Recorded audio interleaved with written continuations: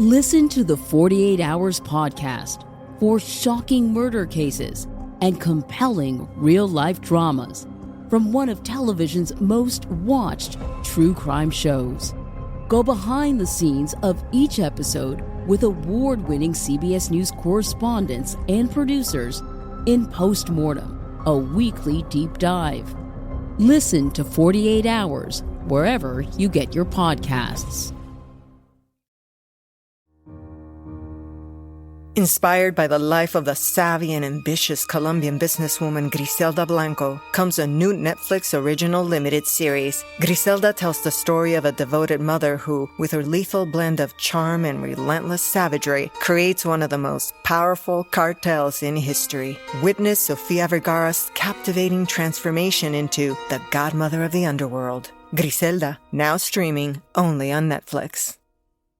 Burn again, burn again, burn again. ABCs.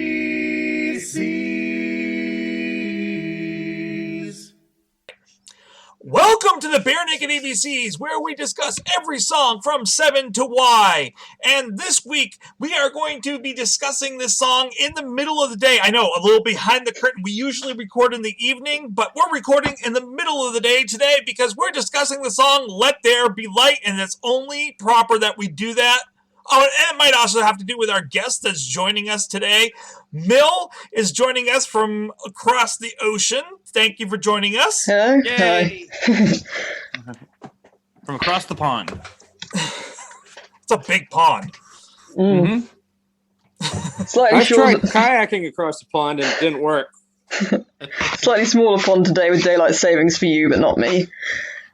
So, yeah, where you are right now, you're like late afternoon. No, just early afternoon, after lunch. Mid-early afternoon. Whatever. 3 o'clock, yeah. Well, we really do appreciate you joining us and taking time out of your day to be a part of our podcast. Mill always likes to join us for the. Oh boy, Mill is not going to like me then. We're discussing Kevin Hearn's song "Let There Be Light," which we don't have Aaron, so I'm not going to torture him with what album this actually wasn't on. It was from the album All in Good Time, but it was not included on the album. It was an extra.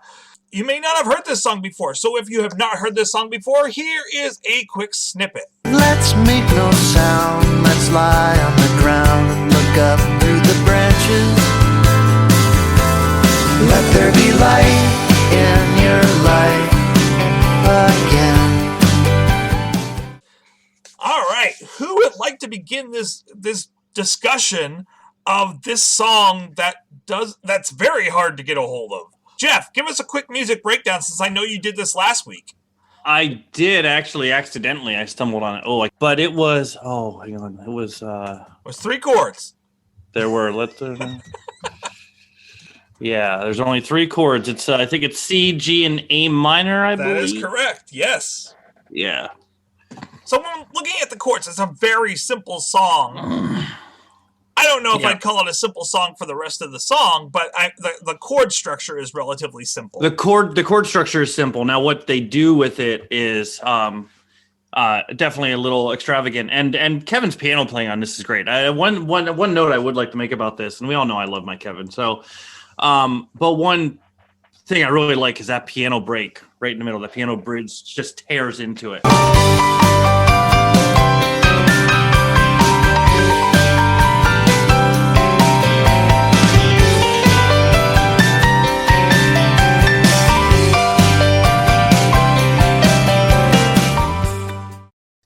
That's a good moment. So structurally it's simple, but he does a lot of fancy instrumentation on it. I'm assuming he probably also plays guitar in this too as well. I don't know because I can't find any notes on this song. There's nothing, of course, in the liners, and you can't find anything online. No lyrics either. Like, the only place I found lyrics was on Ultimate Guitar, and that's not even the whole song. It's just like, here's the first verse. Now go play. By next week, the lyrics should be online because I typed them up while I was listening to it last night and then sent them into lyrics.com. So hopefully by next week, lyrics.com will have them approved and up. Okay. But yeah, you can't find them literally anywhere on the web. No, not even like A to Z Lyrics, but AZ Lyrics, which has every conceivable song. Didn't even know about this one. And if you look at songmeanings.com, which usually at least breaks down the songs or has people discussing the songs, they don't even have that this song exists, which is very sad. Like, they have some random songs, like Legal Age Life in a Variety Store, and they don't have this song for the lyrics. I can't imagine there's too much depth behind this song. I think the meaning is pretty clear on this one. Yeah, I think so too. Mill, tell us your thoughts on the music of this song. On the music of it, I think, is this the one where it has the deliberately off-key piano? Because I know there's one of the All in Good Time tracks that has a deliberately off-key piano. Also, the lyrics and the instrument breakdown are on Rocket Old School, the B&L lyrics and tab site. They're all there. You can see it here. And Kevin plays vocal, mandolin, piano, and keyboards, no guitar. The guitars are all Ed. So. Wow. Okay. Thank you for that. I'm glad someone was able to find that. Yeah. I would have thought Rocket Old School is the first place to go since it's the B&L official kind of, well, not official, like the B&L dedicated tab and lyric site. So. I have to say, though, that's a lot of instruments. Like, he's kind of running the game on this one. Yeah. Oh, I feel like this is probably one that he felt was his song. Definitely. Like, this is my baby. I mean, he did a lot of songs on All in Good Time. He did. And this one particularly, like, one of the things I noted about this is, like, you wouldn't have had a song like this on a B&L album before Steve left, I think. I'm not sure. And it does, like, a lot of his songs on this don't feel like ones that would have been allowed if Steve had still been around. So there's like Kevin songs. I'm not sure if they would have made it through without Steve injecting his kind of thing onto it, and it wouldn't have come out like this. Whereas I think the makeup as it is now, they let Kevin be Kevin with the songs. Mm-hmm. I mean, yeah, like we got Jerome and Jerome. And why was Jerome on the album and not this? Like, why was this the B-side and not Jerome? Because that song is not as good. It's not like a bad song. It's not as good. Because you're not going to cut your Sunken Prison song. That's just. Okay, but they didn't even put the song the album's named after on the album. Right. Like, their decision making was just stupid on that. Well, and I honestly wish that this one had been on there as well. Like, yeah. I thought this would have been the perfect closing song for this album. Yeah. It really fits with the message. Yeah. I mean, it feels like a closing song. It feels like a nice uplifting end after you start with "You Run Away." Like, it is that nice sweeping end that's going to want to bring you back to the album. Maybe it just wasn't anti-Steve enough for All in Good Time.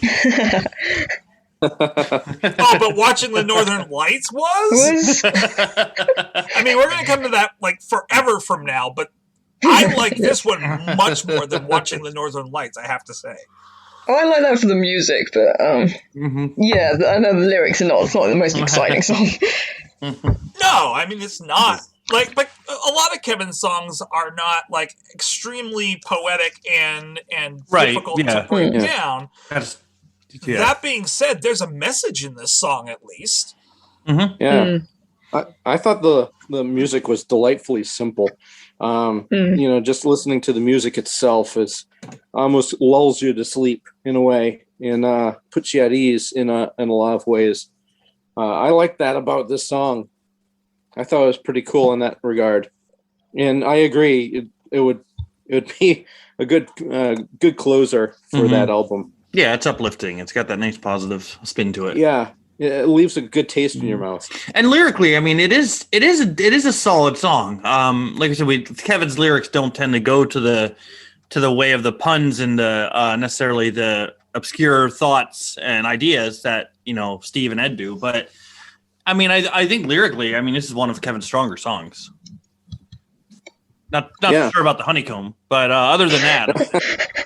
Do you want to talk? Let's talk about the honeycomb, because I have something I'd love to add in on that one. But yeah, that one just feels odd. And actually, when I first heard the song, I didn't think he was even saying honeycomb. I was hearing something else. I'm not sure what, but no, I don't know where that came from. I guess the flutter and flurry of stinging insects or something. Of needing a rhyme, I think.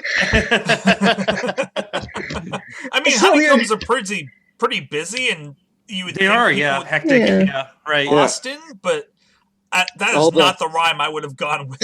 No, that one's yes. But it's interesting because when he played this live on Chips and Dip, he actually changed that line. I don't know if he did it on purpose. I would say he did because of what he came up with.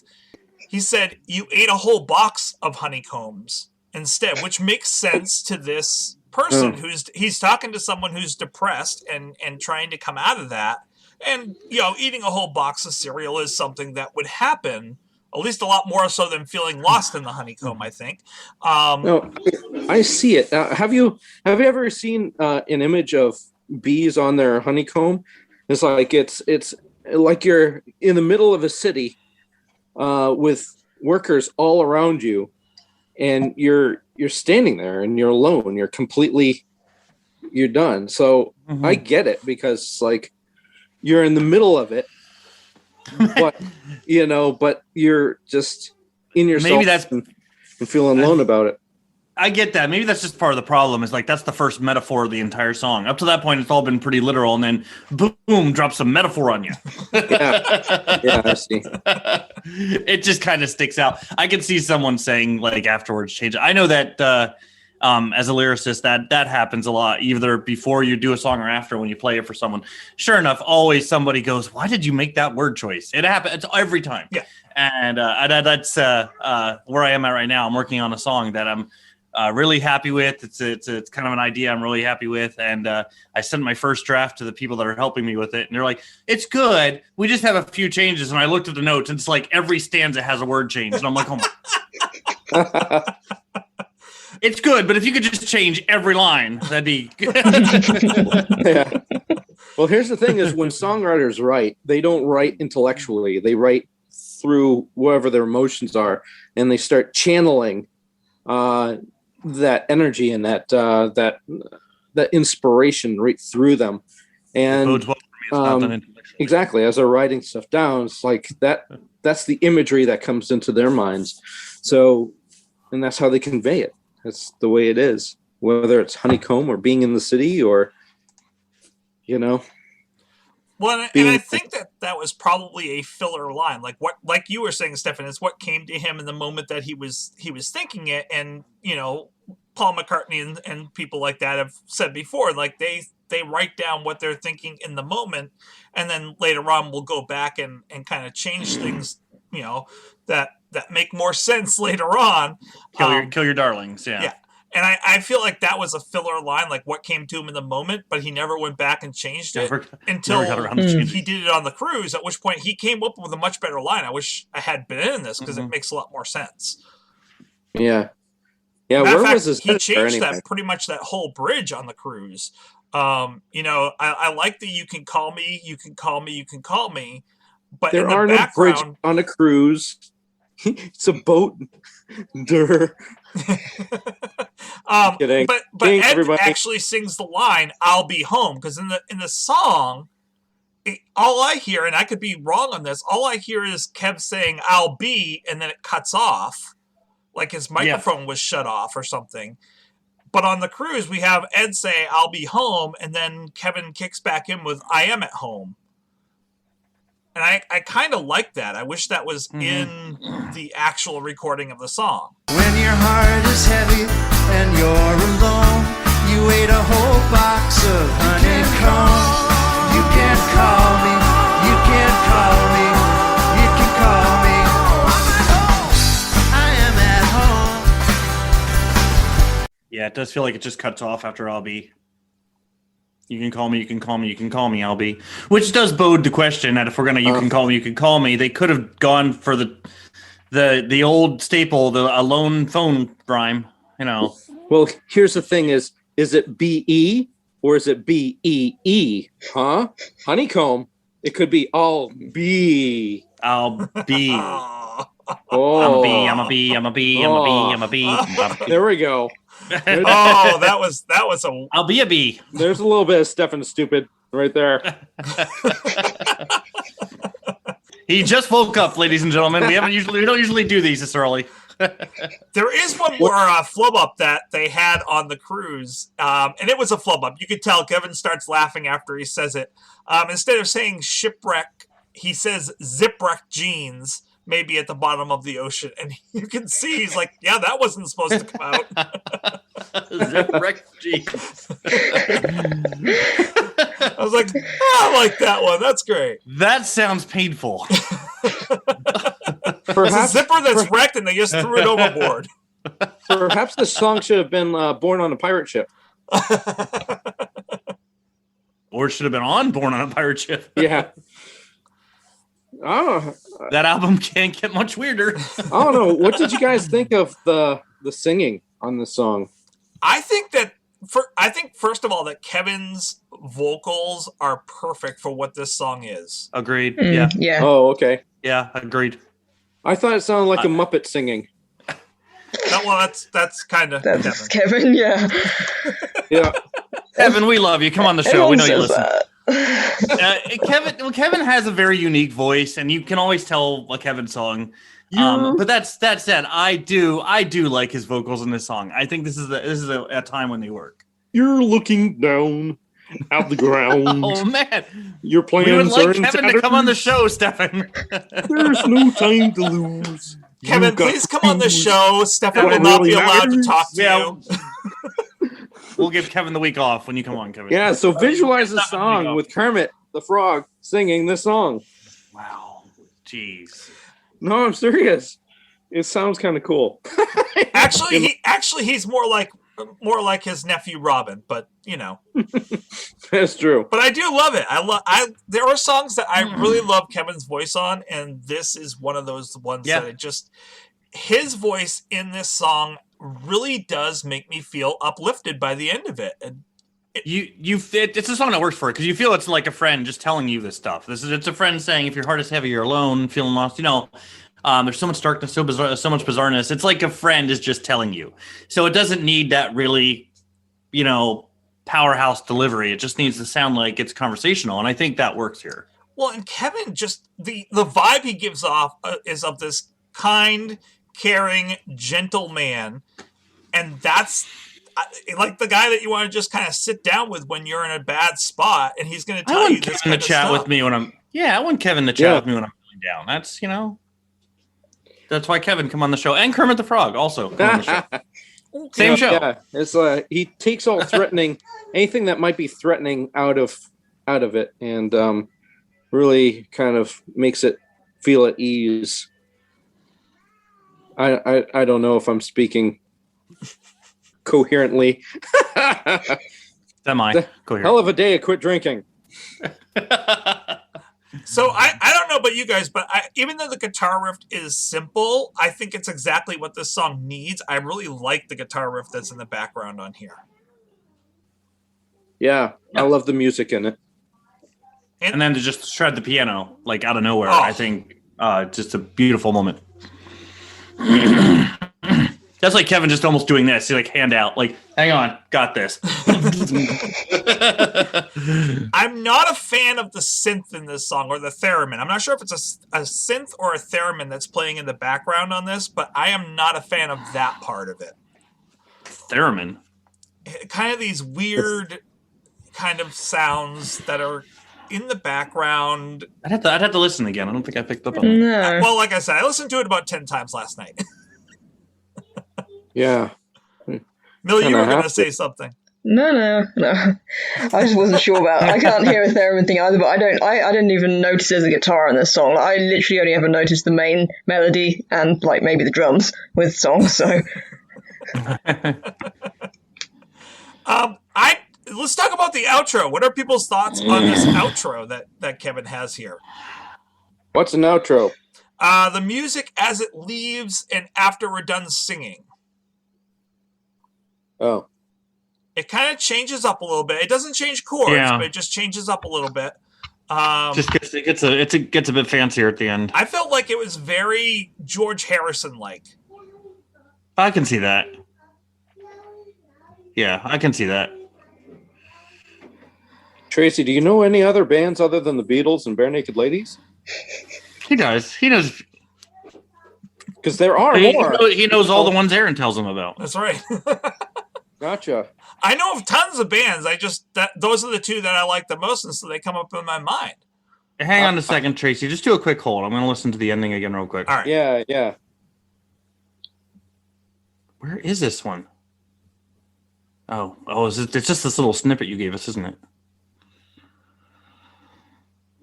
Snippet? No, it's the whole song. You're listening to Blam. I can still hear you, Stefan. Oh. I'm glad I didn't say anything bad then. Jeff's a really good-looking guy. He's got great personality. You guys are gonna laugh. The little thing I was talking about wasn't "Let There Be Light." It was the song from last week. So. Oh boy. Oh, Jeff. Oh. So, Stefan, you were saying that you weren't a big fan of the song. Tell me a little bit about what your dislikes were with the song. You guys kind of talk through it in a way. It's like basically it sounded like a Muppet. It was a delightfully simple song. I don't think it's like, oh my gosh, you guys got to listen to this song. It was like it's consistent all the way through, and it was it wasn't like throwing up any flares or fireworks. It was just very, very simple, and I say delightfully simple because I thought it was delightfully simple. I mean, I like the music to it. It was a simple beat, and they didn't go crazy. They didn't add in like weird xylophone or kazoo noises or weird theremins. Anything weird that would make my autism or Asperger's go crazy. The only thing that I thought was kind of weird is that there was a Muppet singing, and I heard Kermit the Frog the entire thing, which is like, I'm not sure if I dig this. But then you're like, hey, it's kind of get somebody out of depression. I'm like, who doesn't like the Muppets? I mean, really, you look at the Muppet Show and that gets me out of any funk. So I'm like, you know what? This actually works. I don't like pretty good.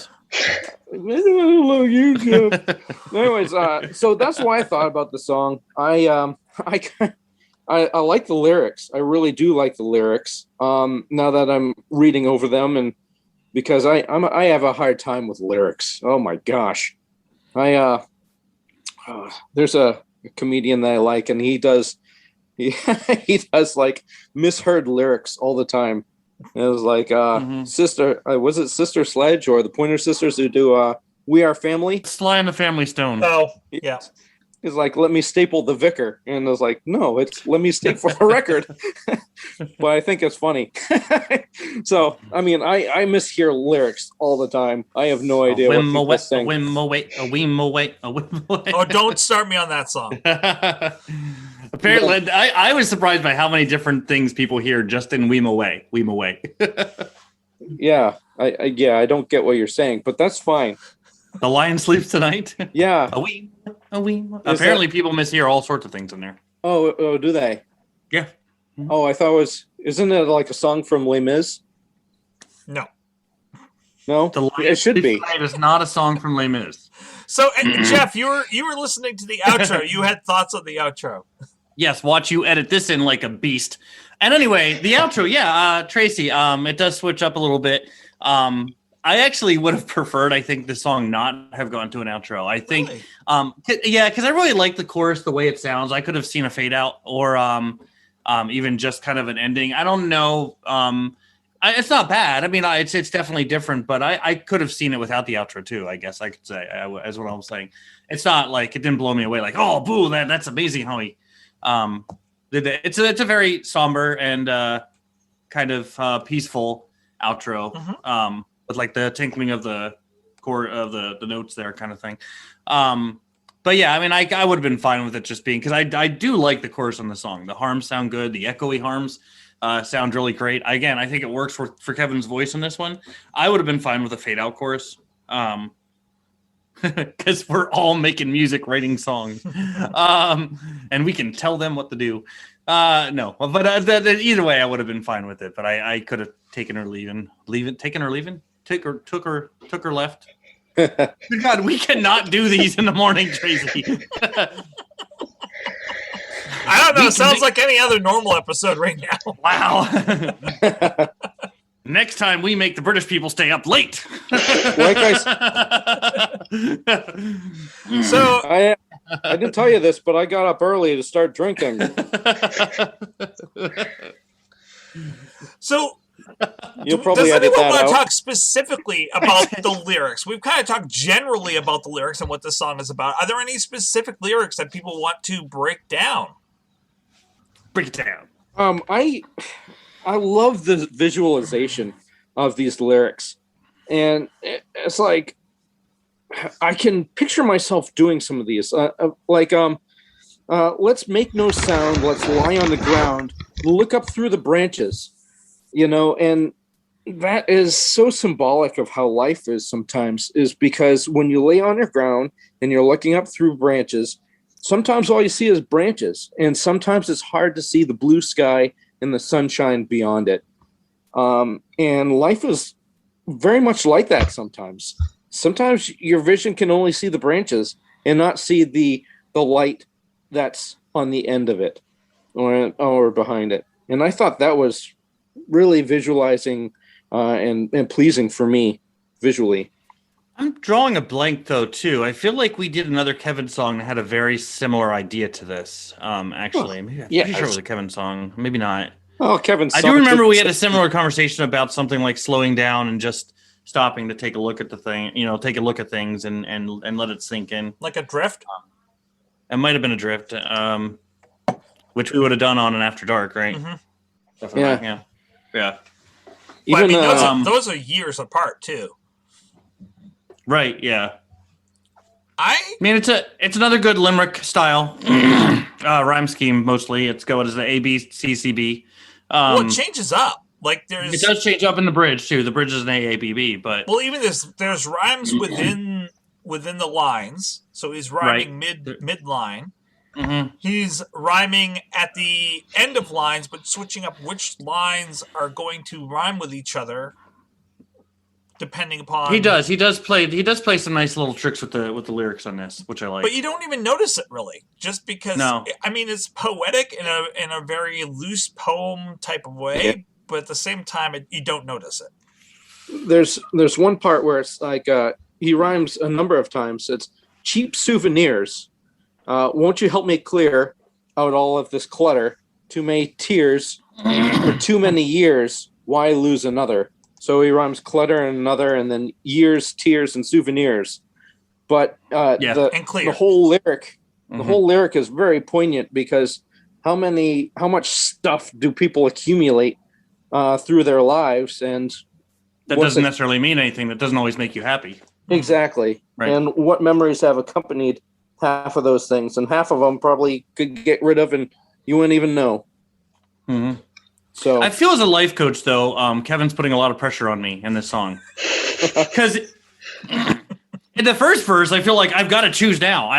There's no time to lose. I've got to do it now. And then the second verse, he's like, look, whoa, hold up, just stop. Let's lie down on the ground and take it all in. Like, what do you want from me, dude?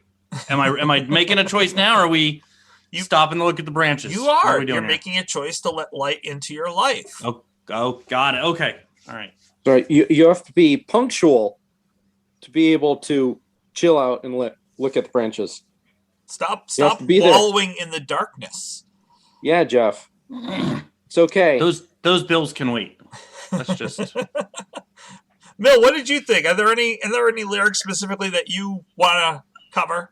I mean, I wrote like a whole essay thing because this is my favorite BNL song, so my whole thing is it's like a big thing I wanted to get to, but I don't want to interrupt anyone. So no. You can read through your whole essay right now. No, I was expecting more resistance. Well, I mean, I was expecting Aaron to be here, so I was expecting more resistance to this song. You wanted to fight. Because this is like the most kind of anti-Steve song, so I was expecting with you guys, well, at least I don't know Jeff and Steven as well, but I was expecting with being Steve fans on here that there was going to be some resistance to this song, but so one of the notes I have down is there's nothing wrong with post-Steve songs, you guys are just miserable.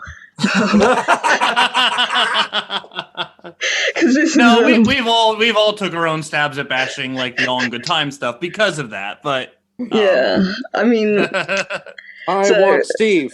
I want Steve. I want Steve. I mean, yeah, this isn't like an envelope pushing song like you would get from Steve or something, but and I think like Steve and all that kind of stuff is I think because a lot of people BNL is like their envelope pushing band or their teenage angst band. That's what my friend said, at least. It's her teenage angst band, but like I had the cure for that. I didn't need BNL for that. For me BNL is like my cheerleader band because of how they came to me when I was at the end of like a mental breakdown and like lost someone really important to me. So they're always, that's why I like songs like this and Odds Are for me. So that's why this is like, well, one of my favorite BNL song. Yeah, I said like it's easy to confuse like negativity for depth, and I think that's why people like praise Steve's songs more than Ed's and Kevin's, because it is really hard to write a good song about being happy. Like if you think of something like Walking on Sunshine, it's not really that deep and interesting. Like people go like mad for Break Your Heart for Steve, but you know, you don't get a lot of people ranting about Kevin's happier songs.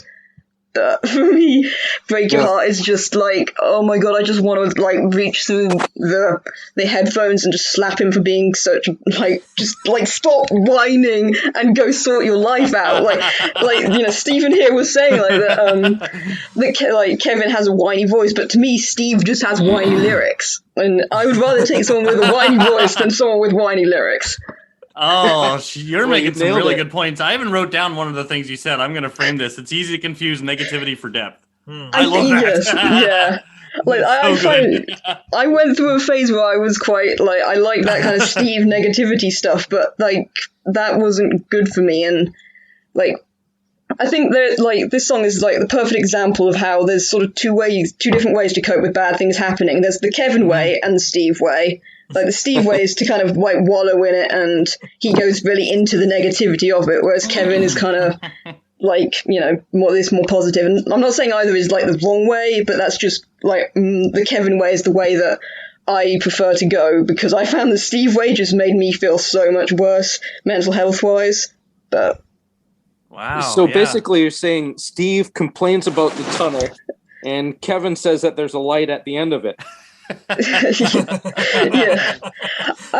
Steven's complaining about where he was. He's not even looking at the tunnel. He's looking back there. Yeah. He looks back, and I think there's something that is good about it. Is good to sometimes make fun of like the negativity that can be healthy too. But I think you can get trapped in it. Whereas I think eventually you do need to look ahead to the light at the end of it, which is what Kevin's songs do.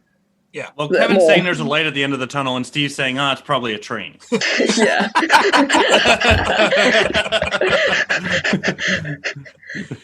And that's a really good point, though. You made some really good points. That sometimes we do focus on the Steve stuff, but I mean, there's nothing wrong with stepping back and enjoying a good, fun, positive song, and it doesn't have to be deep. And I agree with that. I tend to go a little more pro Steve most of the time, and you're right. And I think Aaron would have been like, "Oh, this is way too peppy for me." Well, that's why I wish this had been at the end of the album, because I mean, if you follow The Love That We're In and then you put this song right afterwards, it's actually like the blend is really well. But this is that one, like I think that this is what this album needed was this, you know, you start off with Ed and his pain that he's going through with everything, but we need that opposite feeling at the end of this album, and I don't think we get it, which is too bad. Does I've done anybody know something what for Kevin? the first time this year, by the way. I want all the listeners to know this is the first time this happened, where the guest made me change my score mid-conversation. Wow. Yeah. So I'm like, you know what? You're right. I gotta. Stefan, you were going to say something. Yeah, I Sorry, was Stefan. wondering if anybody knows much about Kevin's life and what he was going through when he wrote the song. Oh. Well, I don't know if he's really. It doesn't sound like maybe. I mean, the song is really directed towards another person, so it sounds like he might have known someone that was going through a lot, or Yeah, the or band, maybe the band in there's general some was, self-reflection. Like, Yeah, that was my guess too. But I mean, it's a pretty. It's. I mean, we throw around the word simple, and I don't want to keep using that word that it's like a simple or basic song, but I mean, the message behind it is an obvious one that sometimes we all need to hear. That right now things stink, but they will get better. Don't worry, they will get better. If you just gotta weather the storm a little bit, and I mean, it's a specific message to the person that it's meant to be for, but it's general enough that we don't know the person it's meant for. And it's still a great message for everyone. all of BNL is like that, though. I mean, they don't single anybody out. Be like, yeah, this guy Bob. Oh, you mean like Jane, Enid, Gordon. Yoko Yeah, Ono. that Gordon character.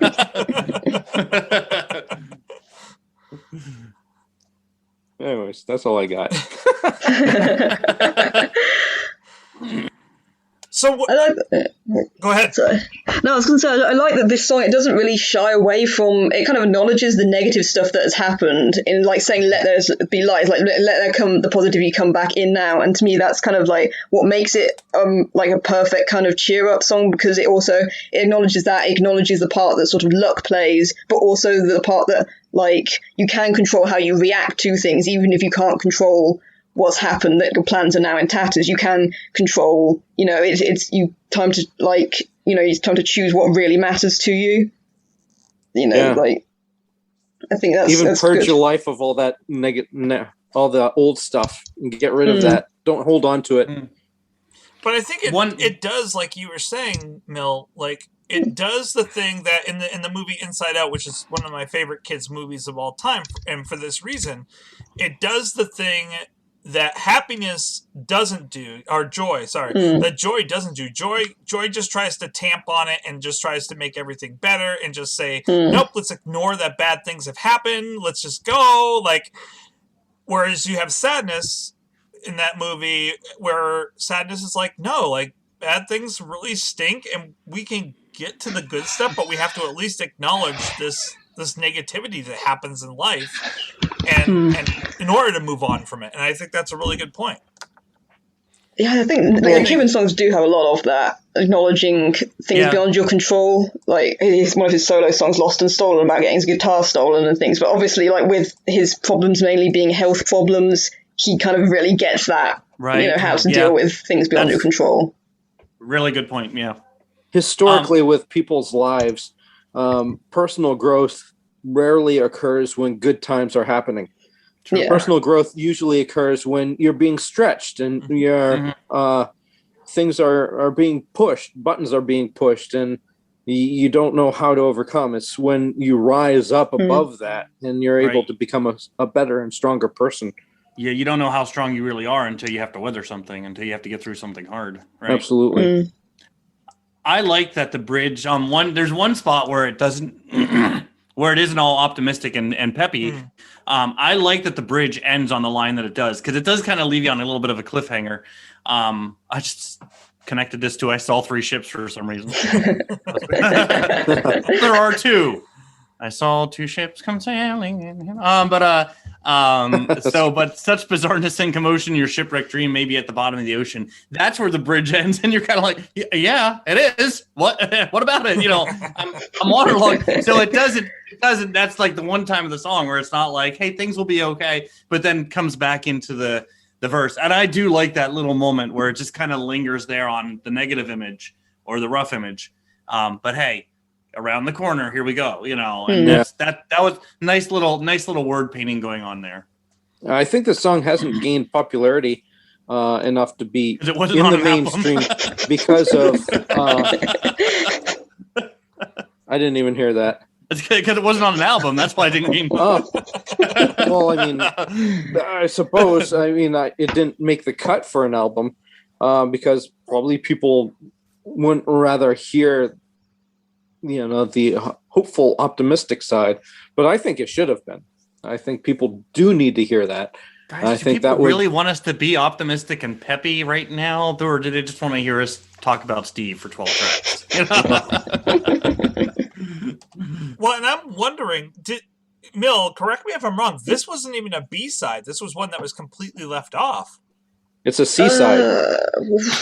Was it on the special Target version? I can't remember. There was like a weird bunch of All in Good Time had like weird bonus thingies. Yeah, like how it was. I'm looking up to see out. what the B-side was for You Run Away. I'm actually a little surprised they didn't put this on a later album, though. Like, maybe it didn't make the cut for All in Good Time, but why not for, like, Grinning Streak or, Fake Nudes or something? I could have seen them revisiting it. Or why was it not the B-side for You Run Away? Like, right, yeah, right. I think this is the perfect, like, coin flip type song for You Run Away. Do we still call them B-sides? Is that still a thing? We do, but there's no reason to. Right. It's an old tradition that dies hard. We're still going to call it the B-side, even though we don't have to flip an album anymore. Well, because there is no B-side with singles anymore. It's just the single usually that's released now, electronically. I know a lot of. I mean, I know for a long time, and a long time, especially during like the late '80s and '90s, a lot of the bands I listened to are UK bands, and I know that when they would release EPs or singles, they would do B-sides still, but I didn't see that as much on stateside where they were still doing that, and I could be dead wrong on that, but I mean CDs don't have B-sides, do they? Like, well, they would still kind of, I mean, Yeah. In spirit, I think they were like they would have the main track on the CD, and then there would be like two songs that weren't on the album. So essentially, they were still B-side. They're not like a B-side, like a physical B-side. Right, though. Like, I don't remember that. I just about remember cassette tapes. Then there'd be like three remixes and two songs not on the album. But and I used to I love those kind of like EPs or I never listened to British bands. I mean, I listen to American bands such as like Beatles or Rolling Stones. The American bands, the Beatles and the Rolling Stones. Yeah, good, strong American bands. So Queen was one of my favorite American bands. I'm looking it up online. It wasn't even an FYE edition. It was just a bonus track that you can find it on Spotify, but they have 5 versions of this album on Spotify. Only one of them has this song on it. Huh. It's very odd. They really hid it, because it was the first All in Good Time song that was ever played. It was played at Kevin's OMG Cancer concert, which was the first, it wasn't the first concert without Steve, but it was the first All in Good Time material that was played ever, this song. I wonder why it was buried. Do you think there could have been copyright infringement? I don't know. I mean, there were a lot of songs that weren't even recorded for this album. This one was recorded, but it wasn't added in or even used as B-sides or for the special releases. But I don't know. Maybe it was too personal a song for someone in the band, Kevin, or possibly someone else that maybe he was writing the song to. I like to think personally that Kevin was writing this song to either Steven or to Ed. And maybe it was just too personal a song at that point, which is why it wasn't released. Yeah, could have hit a nerve on. Wow, now that you say that I don't know. Yeah, like, there's no. Now that you say that puts it into a new light, though. Like he could be, because I mean, that was definitely. Yeah, I mean, we don't get to see the inside picture, but that had to be a rough moment for the band, Yeah. For Ed and Steve, who had worked together so long, to not be, a team anymore. So I mean, obviously that had to be affecting them. I could see that Kevin writing this song in regards to that. I mean, I know we like to make All in Good Time about the split, like in its entirety, but And I think it's not natural to do that. And they could have been writing about something different. But yeah, now that you say that and reading through the lyrics, I could see it being about the split. Now, you guys were saying that All in Good Time has a lot of Kevin songs, right? It's got more than there were on other albums. Yeah, because he had to step up and fill the void. Yeah. Gotcha. Maybe that's what it's about. Maybe that's why they named All in Good Time, is because Kevin's like, All in Good Time, we're going to bring Kevin on board to write some songs. Maybe that's what they were thinking. Well, all in good time. Come on. I mean, All in Good Time is a very similar song to this, not musically, but in terms of the theme and what he's trying to get across. And we see that with his songs on this album. Like, everything's going to get better. We will heal. Like this, and that one also didn't make the album. So I don't appreciate people lying to me like that. I like the fact that on getbarenaked.net that this made their list with Liam's list of the top 10 of B-sides or deep tracks. This was actually number 10 on that list of best songs that didn't make albums. Oh, that's cool. I would have put it higher. I really do like this song. What? Do you have the whole ranking of that? I do, yes. I can send those out later. Oh, you don't want to share that with everyone? I do, just not right this moment. I'll put it. It is running a bit long now. Would that break the flow we've got going? Well, right I now? wanted to kind of move us over to talking about numbers and discussing. I was using that as my transition to discuss numbers and what we thought. Oh, okay. You blew that out of the water. Thanks, Jeff. Sorry about that. like how many? I'm just stalling because I haven't come up with a rating scale yet. Honeycomb. Make it a honeycomb. Let's not take the worst line in this song and make it about how we rank that. No, Tracy, we always do. What are you talking about? No, I don't. I usually bring up something we talked about in the show most of the time. Honeycomb. Talked about honeycomb. For Pete's sakes, people. Every time you say that, it reminds me of that old 50s song Honeycomb, which was a horrible song.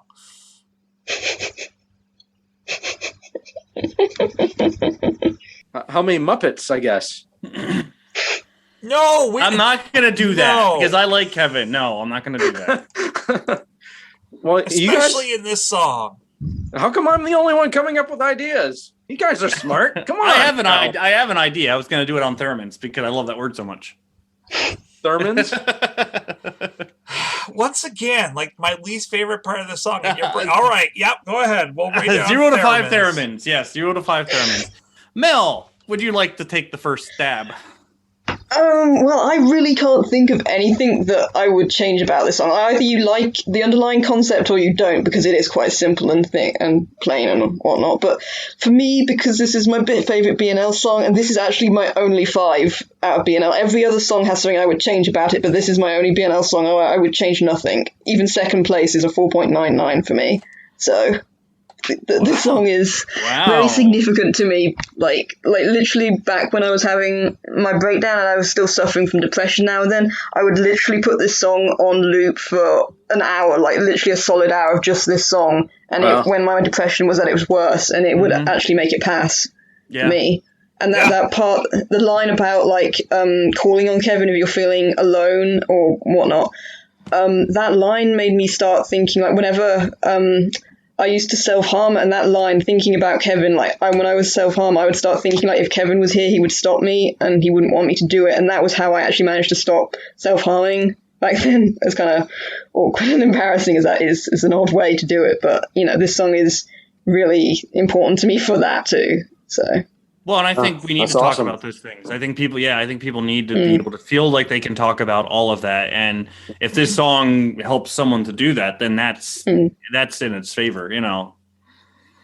And it's not uncommon. You're not unique in that aspect. Everybody goes through a lot of hard times and have thoughts like that. They just don't express them or think that they're too ashamed to be able to mention stuff like that.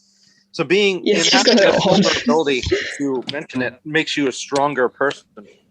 I just feel awkward about, like, I don't know, because Kevin didn't even know I existed back then and stuff. But I'm sure he still would have cared because he's that kind of guy. So I was going to say too. I was going to say too. I mean, sometimes we feel like that. We'll like step out of the moment and we'll say, this songwriter wasn't writing about me. But in a way, I think some do. I think there are legit songwriters that want their music to reach the masses. So in that kind of way, he was writing it specifically for you. If that's what you took out of it, then that's probably his intention. I think if maybe he was feeling the same thing. He's like, if I can help other people be able to express this and feel this, then I'm doing my job as a songwriter, and I want that. And I think there are definitely artists and writers that think like that. I want to touch people. You want to touch people? Wow, way to! I knew. Sorry, did I come in that conversation? Yeah. At the wrong I was on a deep, powerful moment there. But anyway, whatever. I knew that was coming, and this is the first time. I know. I was like, I should not use those words. I've got to switch it up. Yeah. Well, if I'm able to bring a smile to people's faces, you thought you were safe because he was out of camera. I thought I was safe. I thought he was out of your range, and I could get it in there, and the rest of the world would know exactly what I meant. Jeff, who's next? Stefan. Oh, jeez. Why not? Well, I'm going to get this in there, I'll make it work. Oh my gosh. Okay, I need to calm down just a little bit. What's the scale again? Is theremins or theremins? Theremins. What's the theremin? Thurman Thomas. Thurman Thomas? Oh, I don't know. Whatever. Okay. So, anyways, here we go. I like the music. It was delightfully simple. It wasn't over the top or chaotic, and that really works well for me. The topic and the music, they go really well hand in hand. Like Mill was saying, you can put it on a loop and listen to it over and over again and just kind of completely chill out from this. It's great. It has a strange calming effect, which really seems to work with me. I don't know why, but us. And other than the sound of the voice, I'm not the biggest fan, but I can see how it works for the song, and so I'm going to rank it fairly high. I mean, I thought it was pretty good. Wait a minute, the scale is up to 5, right? 0 to 5. Yep. Well, it's been that way for months, Stefan. It hasn't changed. Oh, okay. Yeah, just making sure, in case it has, I don't want to go out there and give a different scale that you're like, hey, Stefan, it changed. We didn't tell you. That would be a bummer. So I'd say for me, it's not 5 because I wouldn't put it on my playlist. I'd listen to it if it was there. So I would say for me, it'd probably be a 3.8. Which isn't that bad for me. No, it's okay. No. I think on first listen to this, I probably had it at a high 3. It's a Kevin song I really do like. Talking about it, and I think I was going to give it a 3.8 just because for the things we mentioned, like lyrically, it doesn't quite go places where I like lyrics to go, and musically, it's simplistic. And as we were talking, I realized that I'm guilty of that too, ranking a song lower because it doesn't always do the things I want it to do. That said, the song does everything that it should do, which is it impacts people. It has a message that people need to hear, and the lyrically it pulls that off. I think Kevin sounds really great on it. I think there's a lot of musical elements in this I really enjoy. So as we were talking about it, and I was thinking, I was being really hard on this song, and I would put this on a playlist. I would listen to this during those rough times. So I got to go higher on it. I'm going to give this one a 4.1. I like what Mill was saying, and I have to agree. Like, I've had some very, very dark times in my life, and there are songs that have pulled me through those moments. For me, it was always Everybody Hurts by REM, which it was a very powerful song for me and got me through all of those moments that I was having very unhealthy thoughts. And I wish that this song had been around at that time. That time has not been around since this song has been out. But I really wish that this one had been around, because it would have been one of the songs that I felt was speaking directly to me and would have helped me through those moments, and I would have had it on repeat. Every time I listened to it yesterday and throughout the week as well, it didn't get old to me. And if anything, it actually made me feel better each and every time I listened to it, and I got more out of it every time. So I was really working hard on figuring out like where this is for me. I really like this song. It's not all the way up to a 5, but it's up there with Celebrity and Aluminum and Ballad of Gordon. It's a very different song from all of those, but in terms of liking it, it's right there. I would give it a 4.25. Nice. Cool. Do we have Aaron's ranking on this? We do not have Aaron's ranking, no. But as of right now, based on everyone else's ranking, that comes out to a 4.29. Respectable. Cool. But yeah, I agree with you, Very Jeff. respectable. The lyrics are very poignant, and I didn't know what the lyrics were when listening to the song because I'm horrible at that. But yeah, when I read the lyrics, a lot of those lyrics really did hit me, in a positive way, which was really good. So I agree with all y'all. All y'all. All y'all. All y'all. Because I like this so much, I have a couple of appearances. One is, of course, on this album, them going, we were talking earlier about All in Good Time and them choosing that for the name of the album. There is a great video online where they're choosing the name of this album, and it's hilarious. So I'm going to put that in the liner notes where they're going through and getting rid of names that supposedly they were considering. I don't think they really were. I think it was a way to just announce the name of the album, but it's pretty hilarious. And I also want to put out there the Kevin singing it on Ships and Dips for Sail Away, just because this version of it, even though there's mistakes made, he looks so happy while he's singing this, and the whole song is directly on his face, and he just is uplifting, and it feels like he's singing it directly to you as you listen to it, and it's amazing. I concur. Well, that's it. That's this episode in a nutshell.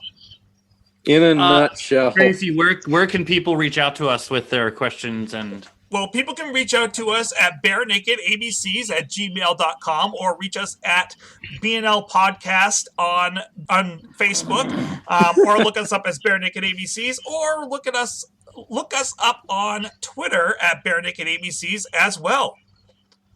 Yeah, because people need to be able to send their complaints about me to you. You don't even know how many. They usually go right into the spam folder. Oh, that's too bad. One of these days, we're going to have an episode where we just read all the complaints. Well, that's life in a nutshell. Because, it affects my bonus. Is that next? Is it next? Yeah. Yes! Gee, I've trained my whole life for this. I think Jeff is excited about our next song. This is the Life in a nutshell, huh?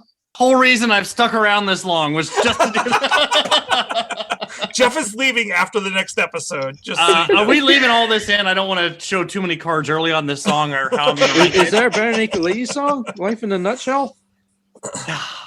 It is one of my favorite Bare Naked Ladies songs. No. Is it really? Yeah. I think you'll stick around for Off the Hook, though. I will stick around for Off the Hook. After Dark. Mill, thank you so much for joining us. That's okay. You always bring something interesting every single time. Thanks, that was fun. Don't forget, no regrets. Set me